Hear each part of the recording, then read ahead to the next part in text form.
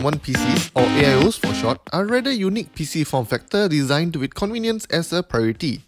As the name implies, instead of having a separate tower housing the components, the PC unit is a part of the monitor. The CPU, GPU, RAM and other key components are all baked into a single unit, making it easy to set up and use while also saving space. This makes it ideal for offices, retail storefronts and small home offices where space is often a premium. Today we'll be taking a look at ASUS's take on the AIO form factor with the ASUS VIVO AIO V241E, an AIO which is equipped with the latest 11th Gen Intel i5 processor. I'm Mr. Chan from Pokder.net and let's go!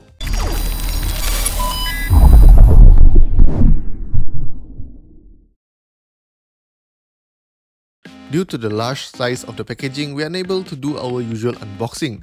But here's what's in the box.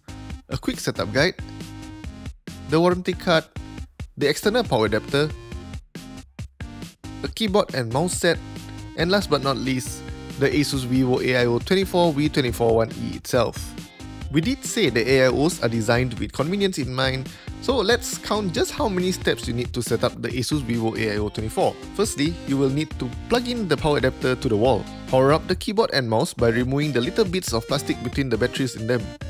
Then you will need to connect the power adapter and mouse dongle to the rear of the ASUS VIVO AIO 24. And you're set! Just push the power button and the ASUS VIVO AIO 24 is ready to be used. You don't even need to buy the batteries for the wireless peripherals as the batteries are already pre-installed. And there's no issues with cable management as you will only need to tuck the power cable away and you'll be looking at a clean and sleek setup in less than 5 minutes. Once turned on, the 23.8-inch display looks great. That's the main highlight as there's no PC unit to speak of here. Everything is crammed behind the screen. ASUS also paid attention to keep it as clean as possible with minimal bezels all around, while hiding pretty much everything in the lower bezel. Facing you are the stereo speakers that are cleverly integrated into the lower bezel with a webcam installed right in the center. Hidden along the bottom edge, you also get a USB 2.0 port and an audio jack. There's also a little button here that lets you turn the ASUS VIVO AIO 24 into a monitor by switching between the HDMI in and PC modes. Over on the other end is a slot for the standard Kensington lock. Over on the rear is where the bulk of the I/O for the ASUS VIVO AIO 24 is found. There's a HDMI out, HDMI in, the coaxial DC in, 4 USB 3.0 ports and a gigabit Ethernet port. They are positioned in the center right above the stand, which is actually quite difficult to reach from the front. As mentioned earlier, the ASUS VIVO AIO 24 comes with a full-sized wireless keyboard and a mouse as well.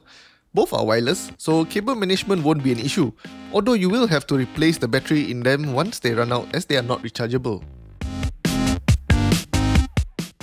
Let's move on to the specifications. The ASUS VIVO AIO V241E packs the 11th Gen Intel Core i5-1135G7.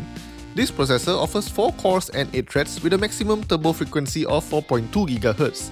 It packs 8MB of cache. There's only 8GB of DDR4 memory and 512GB of M.2 PCIe Gen 3 SSD for storage.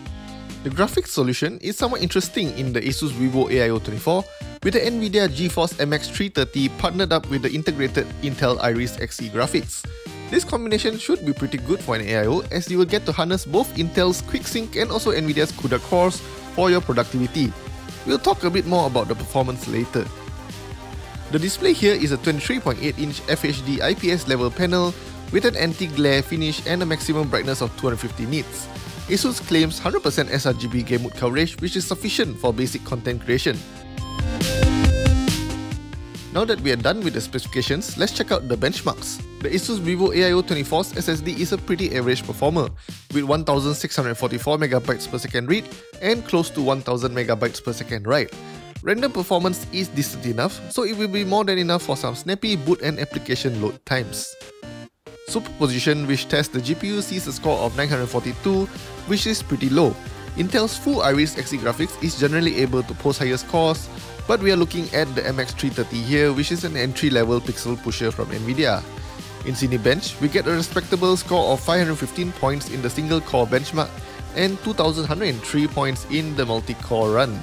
This is even better than many 11th Gen Intel Core i7 laptops we have tested, probably due to the fact that there's more thermal headroom here for the CPU to stretch its legs. 3D Mark times by Extreme sees a score of just 263, which clearly indicates that this isn't a machine meant for gaming. Firestrike Ultra reveals an overall score of 462, with the CPU delivering a nice score in the physics section with 12,969 points, although the graphics portion holds it back with just 395 points. In workloads that are probably more suited for the ASUS VIVO AIO V241E, it does really well. PC Mark 10 gauges the performance in daily essential applications, productivity and digital content creation, and the ASUS VIVO AIO V241E actually does a good job here. The scores achieved in the digital content creation part is actually pretty good, but we will get more in depth into that with the ProScion benchmarks in a bit. Using the machine, I found the screen to be pretty good, with vibrant colors since it is able to fully display the sRGB game mode. The size is also just nice at 23.8 inches and the brightness is ideal for indoor use. Not like you can use an AIO outdoors, but you get what I mean. Thanks to the characteristics of an IPS panel, the viewing angles here are great with no color shifting. This is a pretty great panel here. Be it for videos, images or text, viewing content on the display is a pretty good experience with sufficient sharpness due to its resolution and relatively small size. The sound is also surprisingly good for built-in speakers.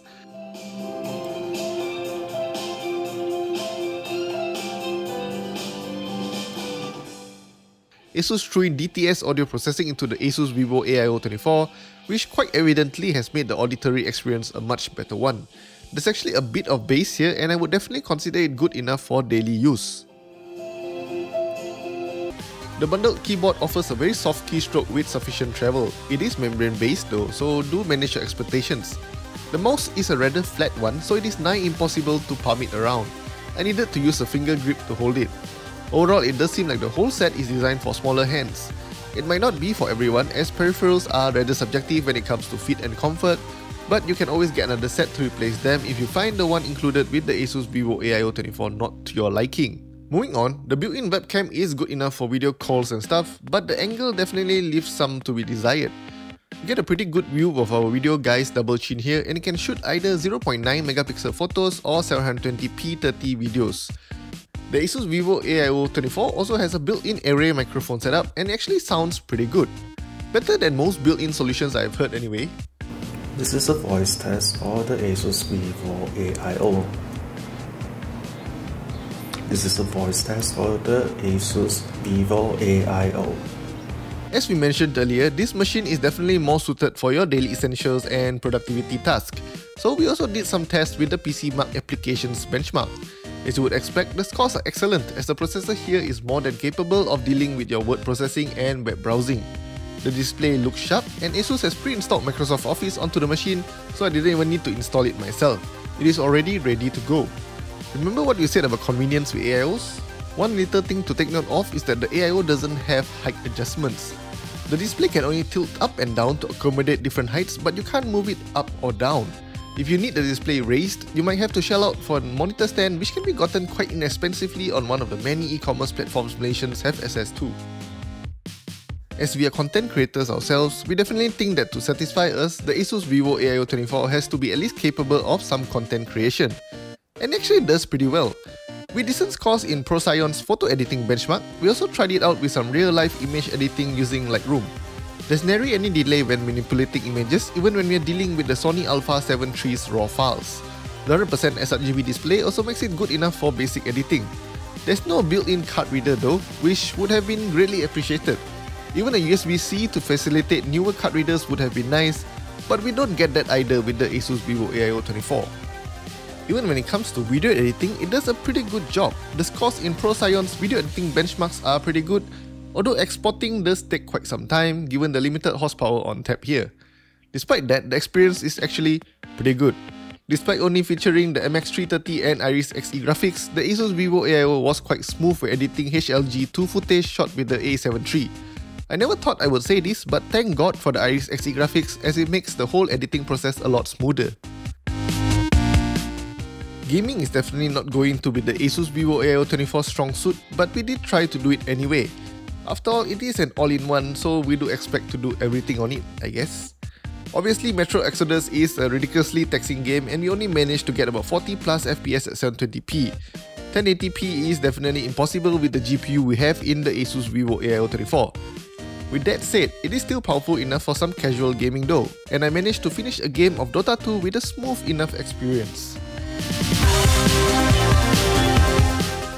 Overall, the ASUS VIVO AIO V241E is a nice machine that can perform well in most environments, given its rather snappy performance. It was also very easy to set up, with me being able to complete the setup process in less than 5 minutes. Surprisingly, despite its rather mediocre specifications, it can still handle the raw photos and HLG2 footage taken with the Sony Alpha 7 III, which is great news for content creators not planning to splurge for a full desktop yet. There are a few things that I hope ASUS will improve in their next iteration of the ASUS VIVO AIO V241E. I would prefer the USB 3.0 ports to be more accessible from the front, and an SD card slot would be nice to have as well, since we already have the performance to handle content creation here. A USB-C port would be welcome too, just for the sake of future-proofing for quicker external peripherals, among other stuff. At RM 3299, it is a decent buy if you want a desktop PC without the hassle involved with a conventional tower PC setup. There's no cable mess to talk about, and it definitely beats most laptops when it comes to using it to work. The screen is significantly larger than any laptop in the market, and the performance is also better here. With that said, the ASUS VIVO AIO V241E definitely won't replace a laptop for those who need to work on the go, but if your work is mainly done in one place, the ASUS VIVO AIO V241E is a much better choice than a similarly priced laptop. With that, we end our review of the ASUS VIVO AIO V241E. Are AIOs something you consider useful to you, or do you prefer a conventional desktop setup for the extra modularity? Let us know in the comments down below. If you enjoyed this video, don't forget to give us a thumbs up. We will really appreciate it. Also, make sure to subscribe to our channel and follow us on Instagram and Facebook for more content like this. I'm Vincent Chan from Podder.net, and I will see you guys in the next video. Goodbye!